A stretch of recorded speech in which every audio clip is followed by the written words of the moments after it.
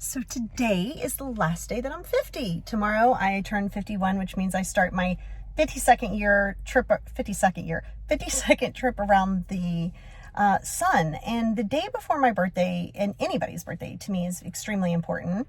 And I was just sitting here, literally in the rain. You just see I'm just sitting here. There's no coffee, no nothing. I'm just sitting here. I was like, I just want to appreciate the day before I start my day. I got on Peloton earlier and just really wanted to just embrace this like alone time for myself for a few minutes, just to reflect a little bit. And you can't change the past ever, but you can embrace it. You can look and say, okay, what did I learn in the past? And I've learned so many things in my half a century. That's right. Half a century plus one tomorrow. And it's funny. I'm going to sound a little bit like a boomer, like our parents and our grandparents, or, you're like, oh my God, could they just shut up? But you don't realize you're going to be those people one day. Maybe not all of their traumas and stuff, but there is something to be said about wisdom. And wisdom comes from lessons, right? You're not just born with wisdom. You're not just like, oh, wisdom.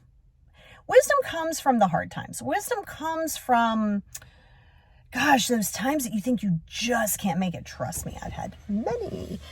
Those times where you're just like, are you kidding me? Like, really? And I don't know. I think over the period of time, you learn so much and you deprogram some of the programs that were given to you, like, this is what's right. This is what's wrong. This is how you live. This is your religion. This is your political affiliation. And I think over a period of time, when you allow yourself to release the attachment to those things, because essentially that's what it is. And I've said this to you guys multiple times, is life is temporary. Everything is temporary. The people in your life are temporary. Your situations are temporary. Money is temporary. Your house is temporary. So you got to be really careful of that attachment, and especially to the things of, and we've all done it, right? Oh my God, why didn't I? I should have. Okay, but you didn't. We're here now. And I feel like, and I was just sitting here reflecting, and I was like, God, I'm so grateful. But I'm not just grateful for like the positive things. I'm grateful for the others, because that's made me who I am. That's given me the wisdom to have my job, to do what I do as a profession. I'm so grateful. Like, tomorrow's my actual birthday, but I was like, you know what? I'm rounding out the 50th year, or I guess the 51st year, but like my 50-year-old birthday or 50-year-old. And I don't know. It's just, I'm so grateful. Right. And I think that's the thing is keeping in mind that the journey that you take, it's not meant to be this fluffy journey that you're just going to skip around and life is going to be fabulous. And it's not. And the more you try to shift and you try to change for other people and you try to make other people happy, and you're wasting so much energy. I mean, energy is a currency. And yeah, it's great. We're not islands. Like, we're social creatures. We want social interaction, but that's why you see me sitting in my car a lot, because it's my little sanctuary. It's like I can sit in here, I can listen to music, a podcast, whatever, journal, whatever I want to do. It's just my space, right? And I have a space in the house too, of course, but it's so good to do that. But you have to give yourself that grace. And gosh, learning that people can't make you happy, learning that you're not responsible for other people's happiness, learning that your past does not define you, learning. And when I say learning, you can know it, but I mean learning it and embracing it, right? You could know everything in the planet, but if you're not executing it, then you don't really know it. You're choosing to only know what you think you want to know because you're comfortable. And so, I encourage you all, you don't have to wait till your birthday to take time for yourself. I do it frequently. Literally, I will sit in the car. There's times Paul will be like, gosh, you're in the car for like 4. He doesn't care. He's just like, oh, you've been in the car doing your thing. Yep. And it's not that I'm on socials. Like, sometimes I'm just sitting here. I'm just... like, it's funny because I was looking at can you see this here? Like the rain here. And I was just analyzing each drop, right? Not analyzing it, but just like looking at it and being grateful and going, gosh, instead of complaining when people go, oh my God, it's raining again. I'm grateful for it. And listen, I'm not saying that every day is a fabulous freaking day. No, that's ridiculous.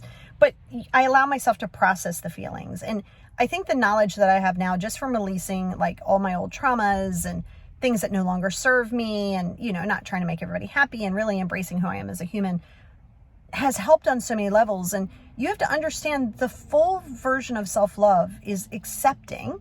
It's always going to be accepting. In every video I do, it's going to be accepting. But it's accepting that what has happened has happened. You can't undo it. You can't change it. What could happen is not happening now. You have now. And then to be grateful, even with the negative things, on where you are now, because it has rounded you out to who you are.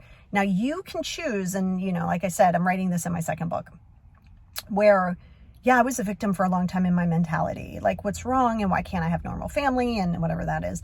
And look at all these people with a normal relationship. It's just, there was a lot. And I know until you can get to the acceptance piece, when you do, I promise you, that it is the most powerful thing is to have self-love, is to release the need to please people. If your mom is toxic, then don't hang with her. There's not a responsibility that you have to do that. And accepting that there may be people that aren't going to vibe with you. You have to be okay with that, right? Anything I say to you is always going to be pertaining to you. And that's the beautiful part. When you're able to respect someone for who they are, even if they have different views than you and different things, then you're good. You're freeing yourself. So yeah, I was just sitting here reflectioning. Wow. So my English has declined. But yeah, I was just sitting here reflecting, and I was like, you know what? I'm gonna create a little YouTube for it, just in case you guys are in your headspace, or you're worried about your birthday or your situation or whatever. Just breathe, right? There's certain things that you're not going to be in control of, and in AA, that's the whole prayer, right? Grant me the wisdom to know the difference, right, between the things that you cannot change and accepting the things that you cannot. And it's very powerful. It's not just for AA; it's in life. And just sitting here, and I wanted to share it with you guys because I was like, gosh, I'm so grateful. And tomorrow, I think on my birthday, it's supposed to rain or whatever. Great. It's going to be a thunderstorm. I'm here for it. What am I going to do? Complain about it? Oh my God, I'm alive. I'm this side of the earth. So please practice your gratitude.